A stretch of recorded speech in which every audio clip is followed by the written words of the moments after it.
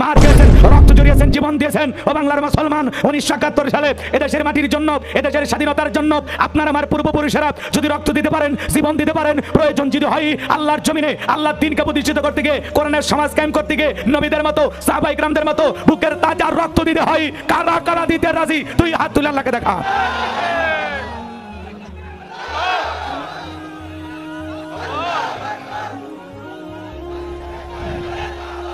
লাগে তাকবীর, খেলা হবে। কার কাছে যা আছে তাই নিয়ে মাঠে নামো, খেলা হবে, খেলা হবে। আওয়াজ দিবেন ঠিক ঠিক। বক্তার আলোচনা হবে কমপ্লিট, শ্রোতাদের স্পিরিটে বাড়ি, বক্তার হিট, আলোচনা হবে জায়গা মতো ফিট। কিছু আজ প্যান্ডেলে, কিছু আজ অ্যাঙ্গেলে। জ্ঞানী লোকের জন্য ইশারায় যথেষ্ট, কথা বলেন ঠিক কিনা? অনেক জায়গায় গেলে বলে হুজুর লজ্জা করবেন, করবেন, খবরদার রাজনীতির কোনো আলোচনা করবেন না। আছে না নাই? আচ্ছা আপনারাই বলেন, আমার বাড়ি কোন জেলা? গাইবান্ধা। গরিব এলাকায় বাড়ি থেকে আমার জেলার নামটা নিতে আপনাদের কষ্ট হচ্ছে, একটু জোরে বলেন আমার বাড়ি কোথায়? গাইবান্ধা। আমি আসছি কোন জেলা? ঝিনাইদহ। বিশ্বাস করেন আমি গাইবান্ধা থেকে ঝিনাইদহ এসেছি শুধুমাত্র কোরআনের কথা বলার আশা, এছাড়া আমার আর অন্য কোনো উদ্দেশ্য নাই, কথা বলেন ঠিক কিনা? আর গাইবান্ধা থেকে ঝিনাইদহে রাজনীতি করে আমার কোনো লাভ আছে? আগামী নির্বাচনে এলাকার মহিলা মেম্বার পদে দাঁড়ানোর কোনো চান্স আছে? তাহলে আমি কেন এখানে রাজনীতি করবো? যদি করাই লাগে নিজের জেলা গাইবান্ধায় করবো, কথা বলেন ঠিক কিনা?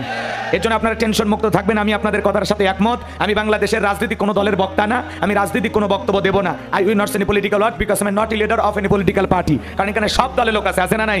এখানে বসে আছেন আওয়ামী লীগ, বিএনপি, জাতীয় পার্টি, জামাত ইসলাম, জাসদ, বাসদ, চরমানা, আরশিদ, জানবি, ফুরফুরা, হাটহাজার ওলামানি, জামাত, তাবলীগ, পাবলিক, ওলামালিক, কোনো গণফোরাম, বিকল্প ধারা, এলজিবি, বিডিএম, নাগরিক শক্তি, পিপল সোসাইটি, 4 দল, 14 দল, 8 দল, 19 দল, 20 দল, এসএম, বিএনএফ, বাংলাদেশ কংগ্রেস পর্যন্তই থাক।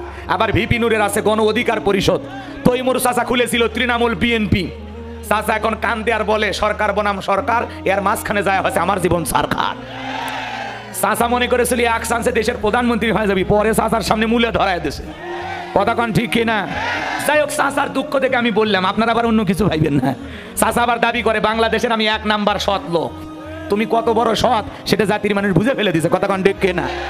আজকের এই প্রোগ্রামে আমি বাংলাদেশের রাজনীতি নিয়ে কোনো আলোচনা করব? বলেন বাংলাদেশের রাজনীতি নিয়ে আজকের মাহফিলে কোনো আলোচনা করা হবে না। তবে হ্যাঁ, আমি যদি কোনো রাজনৈতিক বক্তব্য দেই, এই পৃথিবীর শ্রেষ্ঠ রাজনীতিবিদ, শ্রেষ্ঠ রাষ্ট্রনায়ক, শ্রেষ্ঠ রাষ্ট্রপতি, শ্রেষ্ঠ সেনাপতি, শ্রেষ্ঠ বৈজ্ঞানিক, শ্রেষ্ঠ দার্শনিক, শ্রেষ্ঠ বাবা, শ্রেষ্ঠ নানা, শ্রেষ্ঠ স্বামী, শ্রেষ্ঠ আদর্শ, শ্রেষ্ঠ মহামানব রহমাতুল আলামিনের মদিনার আদর্শের রাজনীতির কথা বলবো। আমি যদি কোনো রাজনৈতিক বক্তব্য দেই, খলিফাতুল মুসলিমিন আমিরুল মুমিনিন হযরত ওমর ফারুকের আদর্শের রাজনীতির কথা বলবো। যে ওমর ফারুক আল্লাহর জমিনে আল্লাহর আইনকে প্রতিষ্ঠিত করতে গিয়ে নিজের কলিজার টুকরা ছেলেকে পর্যন্ত ছাড় দেয় নাই, কথা বলেন ঠিক কিনা? সেই মদিনাওয়ালার আদর্শের রাজনীতির কথা শোনার পর আপনার যেন আবার চুলকানি আরম্ভ না হয়, কারণ কোরআন হাদিসের হক কথা সবার পেটে হজম হয়। আপনারাই বলেন তো, সুদ করে সামনে যদি সুদের বিষয় নিয়ে আলোচনা করা হয়, ও কি ঝিনাইদহ শহর থেকে মিষ্টি নিয়ে এসে বলবো হুজুর হ্যাঁ করেন একটু মিষ্টি খান?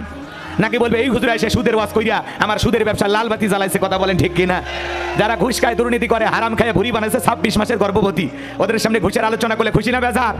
যারা বেনামাজি নামাজ পড়ে আসার খাইয়া পইরা বাল্লাক সিজদা দেয় না, ওদের সামনে নামাজের ওয়াজ করলে খুশি না বেজার? যে সমস্ত মা বোনেরা বোরকা পরে না, পর্দা করে না, বুকে ওড়না পর্যন্ত নেয় না, জিন্সের প্যান্ট গেঞ্জি পরে রাস্তাতে হাঁটা যায়, পিছন দিক দিয়ে তাকালে মনে দুটো সুপারি গাছ দাঁড়িয়ে আছে, এরকম বেহায়া বেপর্দা নারীর সামনে পর্দার আলোচনা করলে খুশি না বেজার? এক কথায় ওয়াজ যদি কারো বিপক্ষে চলে যায়, কিয়ামত পর্যন্ত সে বক্তার উপরে খুশি হবে না, কথা বলেন ঠিক কিনা?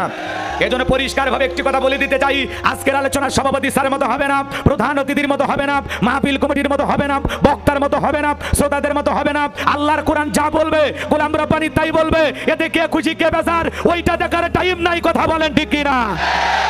যুগে যুগে নবী রাসূলের দাওয়াতি কাজ করেছেন, তাদের দাওয়াতি কাজেও কাফের বেঈমানরা বাধার পাঁচিল তৈরি করে দিয়েছিলেন। এরপরে আল্লাহর পয়গম্বররা শত বাধার পাঁচিলকে ভেঙে আল্লাহর জমিনে আল্লাহর পরে মানুষকে দাওয়াত দিয়েছেন, কথা বলেন ঠিক কিনা?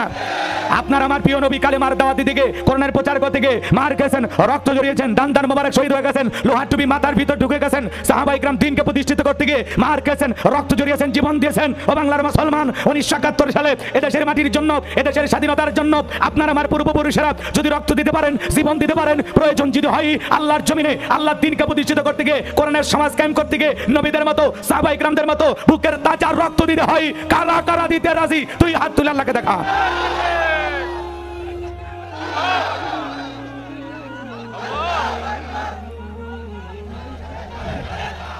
লিল্লাহে তাকবীর। হাত সোজা করেন, টান টান করে তোলেন। আমি কি হাত নামাতে বলেছি? এই যে মাঝে মাঝে হাত বেঁকা করে তুলেছেন, দুই হাত সোজা করার শক্তি নাই, আপনি পুরুষ মানুষ, দুটি ভিটামিন ক্যালসিয়াম মাঝে মাঝে কিনে খাবেন, একেবারে দুর্বল হলে চলতে পারবেন না। হাত সোজা করেন, সোজা করেন, সোজা করেন। আমার আল্লাহ রাব্বুল আলামিন বলেন, ইন্নাল্লাহা আশতারা মিনাল মুমিনিনা আনফুসাহুম ওয়া আমওয়ালাহুম বিআন্না লাহুমুল জান্নাহ। সূরা তাওবার 111 নম্বর আয়াতে আল্লাহ পাক জানায় দিলেন, নিশ্চয়ই মুমিন বান্দাদের জান মাল আমি আল্লাহ ক্রয় করে নিয়েছি, বিনিময়ে দেব জান্নাত। বলুন সুবহানাল্লাহ। তাহলে বলেন তো বাজান, আপনার আমার জীবনের মালিক কে? এ ঝিনাইদহের যুবকেরা ভালো করে বলো তো, এই জীবনের মালিক কে? প্রেম করবার প্রেমিকাকে পার্কে নিয়ে যা ডায়লগ দিবা, এ জীবন তোমার, তুমি শুধু আমার। ওরে হাইব্রিড যুবক, এই জীবনের মালিক কে? আপনার আমার সম্পদের মালিক কে? আল্লাহর দেয়া জীবন, আল্লাহর দেয়া সম্পদ আল্লাহর পথে খরচ করতে রাজি আছেন তো মুসলমান? রাজি আছেন তো ইনশাআল্লাহ? রাজি আছেন তো ইনশাআল্লাহ? বাম হাত নামান, শুধু ডান হাত তুলে রাখেন। আল্লাহ রাব্বুল আলামিন বলেন, ইল্লা সাহাবাল ইয়ামিন ফি জান্নাতি ইয়াতাসাআলুন। ডানপন্থী যারা জান্নাতের বাগানে থাকবে তারা, ডানপন্থী যারা আল্লাহর প্রিয় তারা। বলেন সুবহানাল্লাহ। কোনো কথা হবে না। কিছুক্ষণ আগেই বলেন হুজুর জীবন দিতে রাজি, রক্ত দিতে রাজি। আপাতত জীবন রক্ত দুটার কোনোটাই দেয়া লাগবে না। ডান হাতটা পকেটের ভিতর ঢুকে দিয়া যে যা পারেন যতটুকু পারেন প্রাণ ভরেই এই মাদ্রাসার জন্য দান করবেন। সোজা ডান হাত পকেটে দেন, আমিও দিচ্ছি। নিজের পকেটে হাত দেন, অন্য কারো পকেটে হাত দিয়ে পকেট মেরে বলে মার খেন না। সবাই পকেটে হাত দেন, 2-1 মিনিট ভাই। যে কোনো কাজ টেনশন নিয়ে করলে হয় না।